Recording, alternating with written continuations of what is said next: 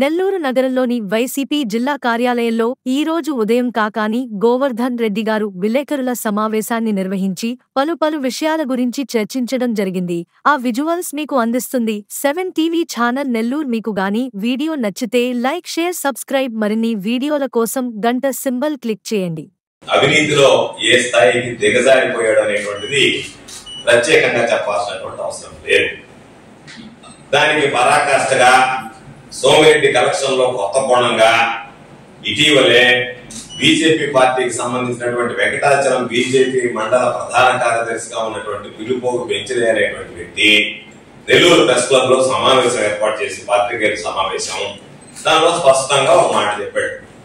నేను వెళ్లి field assistant post అడిగితే ఆ ఫీల్డ్ అసిస్టెంట్ పోస్ట్ కి చంద్రమోహన్ రెడ్డి 3 లక్షల రూపాయలు నన్ను డిమాండ్ చేశాడు నగదు.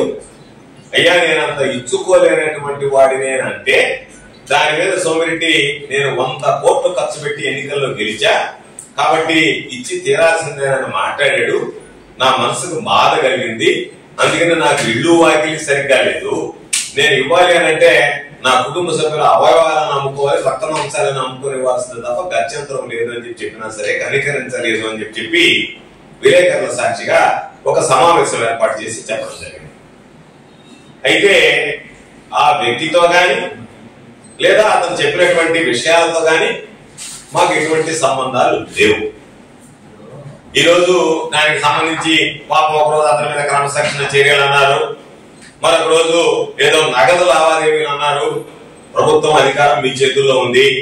ఈరోజు మా ఫోన్ల మీద నిఘా పెట్టున్నారు కాబట్టి మా ఫోన్ల నుంచి కానీ లేదా ఇతరత్ర గాని లేదా అతని ఫోన్ దగ్గర గూగుల్ ట్రాప్ చేసినా సరే మా దగ్గరకు వచ్చి మాట్లాడినట్టుగా గాని మాతో టచ్ లో ఉన్నట్టుగా గాని ఇది ఒక దళితుడు తన ఆవేదనని వెలిబుచ్చితే ఆ దళితుడు ఆవేదన వెనక ఏముందనేటువంటిది అర్థం చేసుకోకుండా పార్టీలకు సంబంధించినటువంటి పెద్దలే నగదు చేతులు మారాయి అని చెప్పి ఒక దళితుడి మీద పాపం నిందలు వేయడం ఎంతవరకు సమంజసం అనేటువంటిది ఆలోచన చేసుకోవాల్సినటువంటి సందర్భం. సరే, దీనికి పరాకాష్ట పాపం చంద్రమోహన్ రెడ్డి ఆ దళితుడిని అనేక రకాలైనటువంటి పెంచలేని బతిమాలినట్టుగా బామాలినట్టుగా మా దగ్గర ఏదో మాకు తెలిసింది. కానీ అతను లొంగలేదు, నీతిగా నిజాయితీగా నిలబడ్డాడు. జరిగినటువంటిది నేను చెప్పానని మాట్లాడాడు. కొంతమంది బీజేపీ వాడి చేత మాట్లాడించాడు, చంద్రమోహన్ రెడ్డి మాట్లాడుకున్నాడు. వీటన్నిటికీ పరాకాష్ట ఏంటంటే చంద్రమోహన్ రెడ్డి తాను నిజాయితీ పరుడినే నిరూపించుకోవాలి, లేదు తాను అవినీతికి పాల్పడలేదు అనేటువంటిది నిరూపించుకోవాలి. వీటన్నిటిని పక్కన పెట్టి నిన్న రాత్రి వెంకటాచలం పోలీస్ స్టేషన్ లో నన్ను నిందితుడు ఒకటి కింద 3 లక్షల రూపాయలు అడిగాడు కాబట్టి, నేను అడిగినట్టుగా మాట్లాడాడు కాబట్టి 3 లక్షల రూపాయలు అతను నిందితుడు 1 కింద, అక్యూజ్డ్ 1 కింద పెంచలే పేరిట దానిని వాట్సాప్ లో ఫార్వర్డ్ చేశాను కాబట్టి అక్యూజ్డ్ 2 కింద మా మీద కేసు నమోదు చేయడం జరిగింది.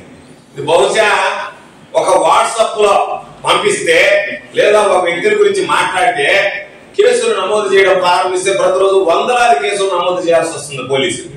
కాబట్టి చంద్రమోహన్, నువ్వు అనుకుంటున్నావేమో పోలీసులకి, కేసులకి, జైళ్ళకి భయపడేటువంటి వాళ్ళకి కాదు. నీలాంటి వాళ్ళని ఎంతమందిని చూసుంటావు, నువ్వేదన్నా అనుకుంటున్నావేమో నేను పెద్ద నియంతని, నేను గెలిచాను అని చెప్పి గుడ్డేది చేలో పడ్డట్టుగా ఈరోజు నీకు టికెట్ కి గతి లేకపోతే చివరికి ఏదో ఒక విధంగా ఎవరు లేకపోతే నీకు టికెట్ ఇచ్చారు. వాస్తవమా కాదా? వాళ్ళ మీద పొదలకూరు పోలీస్ స్టేషన్ లో కేసులు పెట్టించావు, నాన్ బెయిలబుల్ కేసులు. నా బినామీలు అన్నావు, వాళ్ళ మీద కేసులు పెట్టించావు, వాళ్ళకున్నటువంటి లేఅవుట్ కూలగొట్టావు.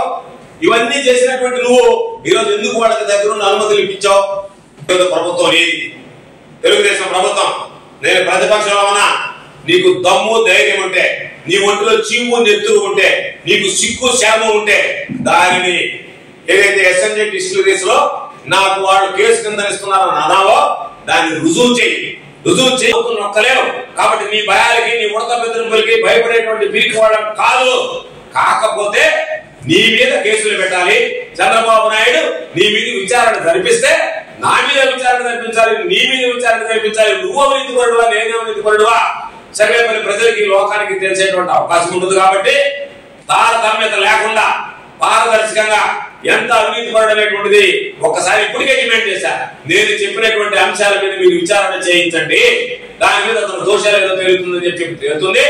కాబట్టి సోమిరెడ్డి పెట్టినటువంటి కేసులకు భయపడ నీ బ్రతుకు నీ బండారం మొత్తం బయటపెడతాం తప్ప వాటికి భయపడేటువంటి ప్రసక్తి లేదు. అటువంటి పిరికి వాడడం కాదు అని చెప్పి సందర్భంగా సోమిరెడ్డికి తెలియజేస్తుంది. మీకు గాని ఈ వీడియో నచ్చితే లైక్ చేయండి, షేర్ చేయండి, సబ్స్క్రైబ్ చేయండి. మరిన్ని వీడియోల కోసం గంట సింబల్ ని ట్యాప్ చేయండి.